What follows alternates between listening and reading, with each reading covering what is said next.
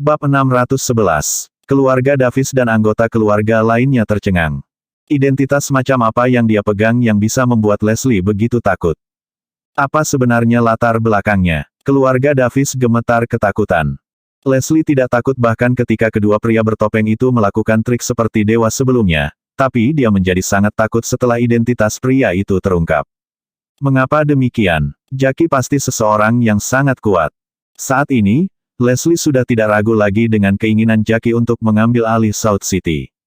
Dia tidak berpikir ada sesuatu yang dilebih-lebihkan karena Jackie benar-benar dapat mencapainya dalam kapasitasnya. Jackie tersenyum dan berkata, "Selama Anda mematuhi saya dan melakukan apa yang saya minta, saya berjanji bahwa keluarga Davis akan makmur. Di masa depan, Anda dapat menggantikan siapapun yang Anda inginkan di South City." "Terima kasih, Jackie. Keluarga Davis akan melakukan apapun yang Anda minta dari neraka atau air tinggi." Leslie sangat gembira. Terlepas dari ketakutan sebelumnya, keluarga Davis dapat melihat perubahan total dalam nasibnya dan menjadi makmur dengan mengikuti Jackie. Leslie segera menepuk bahu Derek, dan berkata, "Buat reservasi makan malam untuk malam ini di restoran terbaik di South City untuk menyambut Jackie." "Oke, aku berjanji tidak akan mengecewakan." Derek langsung beraksi. Sementara itu, Jackie dengan senang hati menerima pengaturan mereka dan tinggal di kediaman keluarga Davis. Setelah itu, Leslie pergi ke kamar Jackie dengan beberapa wanita cantik. "Kamu boleh masuk, tapi wanita-wanita ini harus tersesat," kata dua pria bertopeng dengan dingin di pintu kamar. Terkejut, Leslie menyeringai dan berkata, "Kamu salah paham. Aku punya mereka di sini untuk Jackie. Tuan bukan pria yang suka pilih-pilih. Dia sangat tidak menyukai wanita biasa seperti ini." Jawab pria bertopeng berbaju putih acuh tak acuh. "Itu benar. Jika kamu ingin berjanji setia, setidaknya dia harus menjadi wanita tercantik di South City, sehingga itu mungkin menarik baginya." Pria lain bergema. "Oh begitu." Leslie terperanjat. Setiap pria lajang dari keluarga terkemuka dan kekuatan besar yang dia temui bejat. Jadi ini pertama kalinya dia bertemu dengan orang yang begitu suci dan berbudi luhur seperti Jackie. Mereka yang memiliki kemampuan yang begitu kuat untuk menahan godaan adalah orang-orang yang benar-benar melakukan hal-hal besar. Setelah dipikir-pikir, dia berasal dari kekuatan khusus itu, jadi tentu saja, dia bisa menahan godaan. Pelatihan sejak usia dini memungkinkan Jackie mengubahnya menjadi kebiasaan. Karena itu, dia tidak akan pernah menyia-nyiakan waktunya untuk alkohol dan wanita.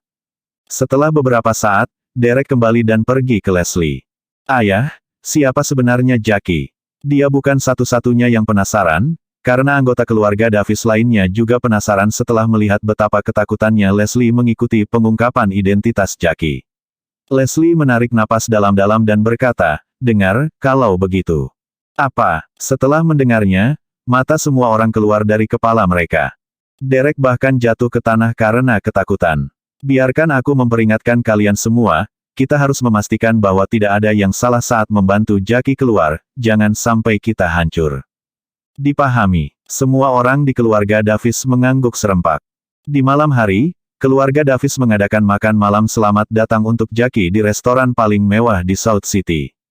Setelah makan malam, Jackie mengumumkan sambil tersenyum, "Ayo cari Buddha batu." Baik Leslie maupun Derek membeku sesaat. Apakah dia akan mengeluarkannya pada Buddha batu begitu cepat? "Ini terlalu cepat, bukan? Ayo pergi. Apakah kamu takut?" Bibir Jackie melengkung membentuk senyuman. "Tidak, Jackie. Silakan lewat sini." Leslie menggigit peluru dan menunjukkan jalannya. Segera, mereka datang ke Jack Club. "Malam ini saatnya untuk mengganti pemilik di sini," kata Jackie sambil melihat plakat Jack Club dan tertawa arogan. Bab 612. Begitu Jackie selesai berbicara, seorang pengawal di belakangnya tiba-tiba bergegas ke depan. Dia membagi dua plakat klub bergerigi dengan satu tendangan. Pemandangan itu membuat ketakutan menjalari keluarga Davis. Bagaimana kurang ajar, tidak ada seorang pun di South City yang berani menantang Brock seperti ini. Jackie tampaknya akan membuat kekacauan di South City. Namun, sebagai seseorang dalam kapasitasnya, dia benar-benar berhak melakukannya. Suara keras dari kerusakan plakat Jack Club menarik banyak perhatian. Ratusan orang bergegas keluar dari arena tinju bawah tanah dan mengepung Jackie dan rombongannya. Pria yang memimpin kelompok itu bertanya dengan dingin, "Apakah Anda merusak plakat itu?" "Ya saya lakukan." Jackie menyeringai. Orang bodoh yang kurang ajar.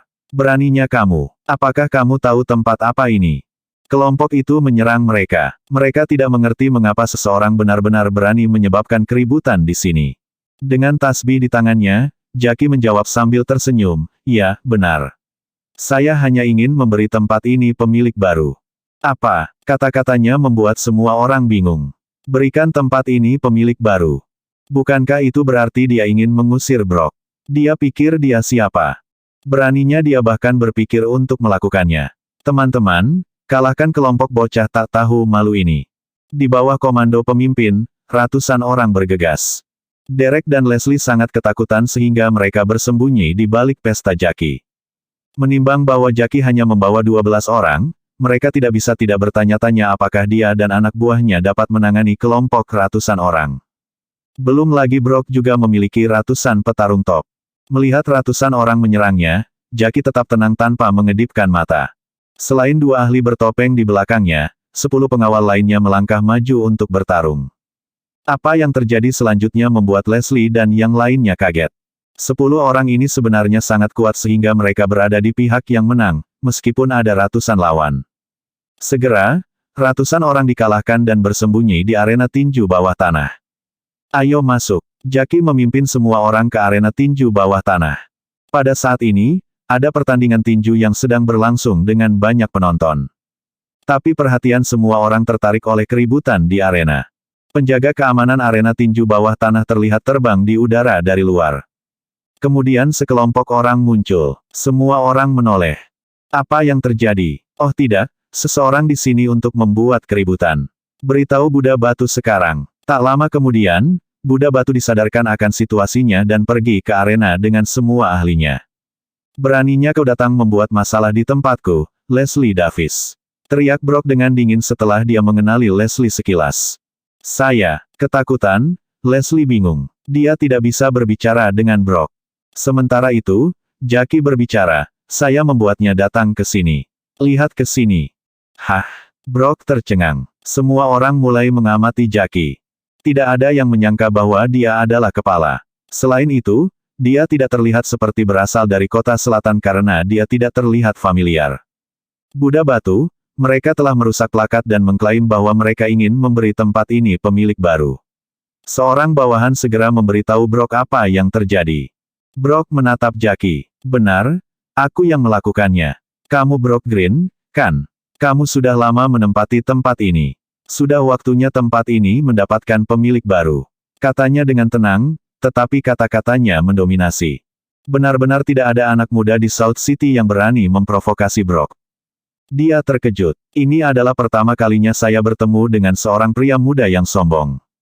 Selain Dewa Perang, tentu saja. Dia adalah Tuhan, dan bukan manusia." Brock bertanya, merasa penasaran, "Maaf, tapi bolehkah saya tahu siapa Anda?" Bab 613. Jackie tiba-tiba berhenti memutar tasbih sambil mencibir, "Kamu tidak layak mengetahuinya." Arogansi seperti itu. Dia arogansi murni. Brock tertawa. "Anak muda, jangan terlalu sombong. Lebih dari 10 anak muda telah mati di tanganku selama bertahun-tahun." Mata Jackie tiba-tiba berubah cerah dengan sinar ancaman. "Kamu punya 2 pilihan sekarang, Brock Green. Yang pertama adalah kamu berlutut di depanku dan memanggilku, Tuan, yang kedua, kematianmu." Semua orang tersentak setelah mendengarkan kata-katanya. Bukankah dia takut mati dengan menantang Brock seperti ini? Brock tertawa. Seorang pria di sebelahnya segera berteriak dengan marah, "Kamu pikir kamu siapa? Beraninya kamu begitu sombong di depan guru." Tepat setelah dia selesai berbicara, Master bertopeng putih di sebelah Jackie tiba-tiba memelototinya. Dalam sekejap, dia berubah menjadi gerakan kabur dan muncul di depan pria itu, mengangkat dan mengayunkan pisaunya. Pada saat dia menyimpan pisaunya, dia sudah kembali ke sisi Jackie. Gerakannya terlalu cepat untuk ditangkap dengan mata telanjang. Semua orang mengira dia telah berdiri di tempat yang sama dan tidak pernah bergerak sama sekali sambil hanya memelototi pria itu. Sebuah kepala yang terpenggal jatuh ke tanah, sementara darah memuntahkan kemana-mana, memerciki wajah semua orang di sekitar pria itu. Pemandangan mengerikan seperti itu membuat mereka takut. Bagaimana dia bisa membunuh seseorang hanya dengan satu tatapan? Setelah melihatnya untuk kedua kalinya, Leslie dan Derek masih disambar petir. Ekspresi pada Brock berubah serius saat dia berkata, dia memiliki kecepatan kilat. Dia adalah salah satu dari sedikit orang di tempat kejadian yang benar-benar melihat apa yang terjadi. Berlutut atau mati? Tanya Jackie. Di atas mayat kita. Binatang maut dan Raja Serigala muncul pada saat itu. Meskipun Hades telah menjadi bawahan Levi, Brock masih yang terkuat memiliki dua ahli ini di sisinya. Membunuh mereka. Begitu Jackie memberi perintah, kedua ahli bertopeng itu bergegas. Wolf King dan Beast of Death juga bergerak. Pakar bertopeng putih jauh lebih cepat daripada Raja Serigala.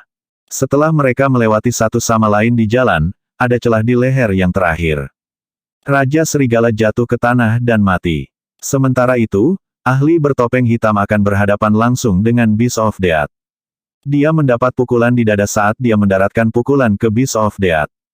Dia baik-baik saja, tetapi yang terakhir tidak karena dadanya tiba-tiba meledak. Dua ahli terkuat Brock mati dalam sekejap. Dua ahli yang tidak pernah menderita kerugian dalam pertandingan kematian timur sangat rapuh seperti kaca. Pada saat ini, semua orang menjadi bodoh, termasuk ratusan ahli di belakang Brock. Karena mereka berdua tidak bisa mengalahkan mereka, semakin mustahil bagi kita untuk mengalahkan mereka. Brock sangat terkejut. Saya tidak mampu untuk melewati orang ini. Bolehkah saya tahu mengapa Anda datang ke South City? Tanya Brock dengan tenang. Senyum iblis muncul di wajah Jackie. Aku ingin menjadi bos South City. Kudengar kau yang terkuat di sini, jadi aku datang padamu lebih dulu. Napas Brock menjadi berat. Meskipun pria ini sombong, dia memiliki kemampuan untuk melakukannya. Aku akui bahwa aku bukan tandinganmu. Tapi tidak mungkin aku membiarkanmu menelan seluruh kota selatan. Oh, Jackie tertarik. Karena South City bukanlah tempat di mana kamu bisa membuat masalah begitu saja. Aku menyarankan kamu untuk pergi secepat mungkin, atau kamu akan mati. Desak Brock.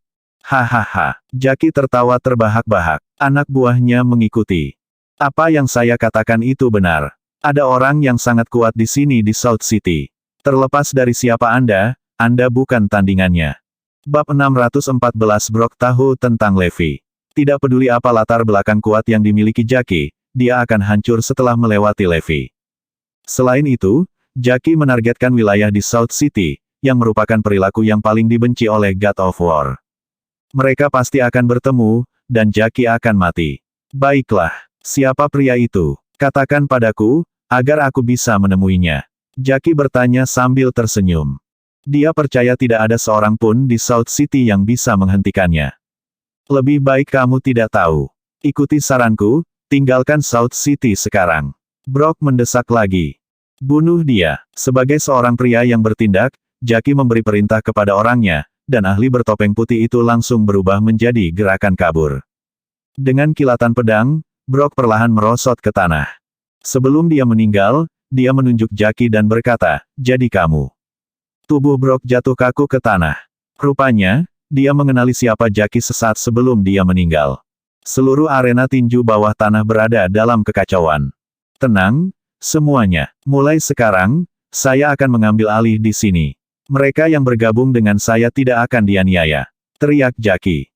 Melayani Anda, Tuan. Ratusan orang berteriak sekuat tenaga saat mereka berlutut. Setelah mengambil alih Jack Club, Jackie memandang Leslie dan bertanya, siapa pria yang dikatakan Brock Green itu?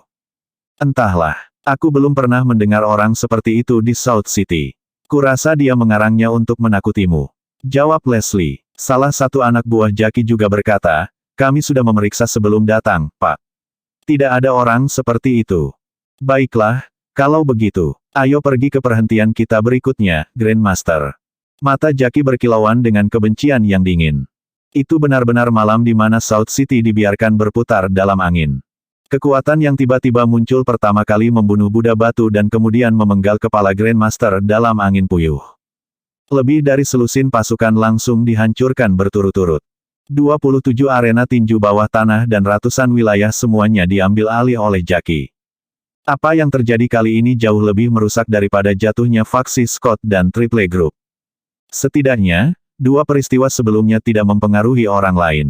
Kali ini, tidak hanya banyak yang terpengaruh, tetapi Jackie dan kelompoknya juga sangat kejam. Siapapun yang tidak tunduk akan dibunuh tanpa ampun. Dalam waktu singkat, semua orang diliputi oleh kepanikan dan ketakutan. Semua keluarga kuat menjadi cemas karena mereka khawatir bahwa masalah akan datang kepada mereka, dan mereka mungkin menjadi orang berikutnya yang mati. Fakta bahwa kedua tokoh besar, Brock dan Grandmaster, terbunuh menunjukkan betapa kuatnya Jackie. Yang paling penting, mereka tidak mengetahui identitas asli dari kekuatan ini karena mereka tidak dapat menemukan apapun tentang mereka. Leslie dan Derek lebih terkejut daripada siapapun karena mereka mengikuti Jackie sepanjang waktu dia memadamkan lebih dari selusin pasukan. Mereka bahkan menyaksikan bagaimana Jackie membunuh Brock dan Grandmaster. Dia sangat kuat, luar biasa kuat. Mereka menjadi terkejut. Sungguh keberuntungan bahwa keluarga kami benar-benar dipilih secara acak oleh Jackie. Jackie meminta keluarga Davis untuk menjaga wilayah yang telah dia ambil alih, yang merupakan lompatan besar bagi mereka dalam setiap aspek. Jackie puas dengan pencapaiannya malam ini, tapi dia tidak bangga, seolah-olah dia telah melakukan sesuatu yang biasa. Setelah kembali, Jackie membuat panggilan telepon, dan dengan hormat berkata, "Tuan, saya telah memusnahkan dunia bawah kota selatan sesuai dengan instruksi Anda. Tolong beri saya instruksi Anda lebih lanjut." "Baiklah. Kamu memiliki kebebasan untuk melakukan apapun yang kamu inginkan selanjutnya. Tunggu saja aku pergi ke South City sendiri." Sebuah suara tua terdengar berkata dari ujung telepon yang lain. Bab 615. Dimengerti, Guru. Aku pasti tidak akan mengecewakanmu. Jackie sangat senang. Sementara itu, Leslie dan Derek menundukkan kepala seolah-olah mereka telah melakukan kesalahan, merasa ngeri jauh di lubuk hati. Orang lain datang, dan itu bahkan Tuan Jackie. Mengingat Jackie sendiri sangat kuat, tuannya pasti sangat kuat. Berita tentang apa yang terjadi dengan cepat menyebar keesokan harinya. Russell sengaja pergi ke keluarga Black dan mengingatkan mereka, baru-baru ini, sekelompok kekuatan misterius telah datang ke South City. Bahkan Brock Green dan Grandmaster telah terbunuh. Berhati-hatilah, semuanya. Sementara terkejut, mereka membuat catatan mental tentang apa yang dikatakan Russell. Memikirkan sesuatu, Meredith mau tidak mau berkata, "Aku harus menjadikan Zoe pengawal. Ini sangat berbahaya baru-baru ini. Aku harus memastikan tidak terjadi apa-apa padanya." Setelah jeda singkat, dia menambahkan, "Selain itu, memiliki pengawal juga bisa menjauhkan Levi dari Zoe." Robert tersenyum. "Itu akan membunuh dua burung dengan satu batu." Ragu-ragu, Meredith berkata, "Kami tidak bisa menganggap enteng masalah ini. Pengawal harus yang terbaik dalam semua aspek, dan lebih disukai seorang wanita. Jenny, Logan, karena kalian berdua kenal banyak orang, bisakah kamu mencari kandidat yang cocok?" Jenny menyunggingkan senyuman. "Kamu berada di tangan yang baik, Nenek. Kebetulan ada yang cocok di lingkaran sosial kita baru-baru ini." "Oh benarkah?" Meredith terkejut. "Baru-baru ini, saya bertemu dengan seorang wanita, yang dulunya adalah seorang tentara dan baru saja pensiun dari garis depan barat. Dia dijuluki Hades wanita, dan dikatakan dapat mengalahkan 100 lawan sendirian." Kata Jenny. "Dia orangnya kalau begitu. Cepat bawa dia ke sini." Itu datang sebagai kejutan yang menyenangkan bagi Meredith. Jenny ragu-ragu sebelum menjawab, "Harganya mungkin sedikit terlalu tinggi, Nenek. Ini adalah gaji tahunan 10 juta, mobil, dan rumah. Tidak apa-apa." Meredith sangat peduli pada Zoe, jadi dia bersedia membayar berapapun harganya. "Tidak masalah." Tak lama setelah itu, Jenny membawa tentara wanita itu. Berdiri di ketinggian 1,8 meter, dia mengeluarkan getaran membunuh yang kuat. "Senang bertemu denganmu, Tuan Black, Nyonya Westbrook. Nama saya Silas Whitefield. Saya pernah bertugas di pasukan khusus pasukan harimau dari zona perang barat. Saya telah membunuh 277 lawan di medan perang. Menjadi pengawal adalah bukan masalah bagiku." Dengan ekspresi tajam di wajahnya, Silas memancarkan kehadiran yang mengintimidasi. Orang-orang hitam langsung menyukainya. "Baiklah, Silas, kamu diterima. Kami memiliki dua persyaratan, pertama, jaga keselamatan cucu perempuanku, dan kedua, jangan biarkan Levi Garrison mendekatinya." "Ini fotonya," kata Meredith. Silas mengambil foto itu dan meliriknya sebelum menjawab, "Oke, tidak masalah. Ini tugas yang mudah. Aku pasti akan menyelesaikannya." Ekspresi percaya diri dan relaksasi terlihat di wajah Silas. Dibandingkan dengan membunuh musuh di medan perang, ini hampir seperti dia sedang berlibur. Meskipun Zoe tidak ingin memiliki pengawal, dia tidak dapat melakukan apapun karena Meredith telah mengaturnya. Bagian terburuknya adalah Silas harus bersamanya sepanjang waktu. Dengan kata lain, dia tidak akan memiliki kesempatan untuk bertemu Levi. Seperti biasa, ketika Levi datang ke kantor Zoe dan hendak membuka pintu untuk masuk, dia melihat seseorang jangkung yang beberapa sentimeter lebih rendah dari tingginya berdiri di luar pintu. Yang mengejutkan adalah bahwa itu adalah seorang wanita. "Kamu tidak diizinkan masuk." Silas menghentikannya dengan suara dingin. "Siapa kamu?" Levi bertanya dengan heran. Dia belum pernah melihat wanita ini. "Saya pengawal Mes Lopez," jawab Silas. Levi tercengang. "Sejak kapan Zoe mendapatkan pengawal?" "Aku suaminya. Kamu boleh minggir sekarang." Kemudian Levi berjalan masuk. "Tidak, saya punya tugas lain, yaitu menjauhkan Anda dari Mes Lopez." Silas menghentikannya tepat di jalurnya. Bersambung.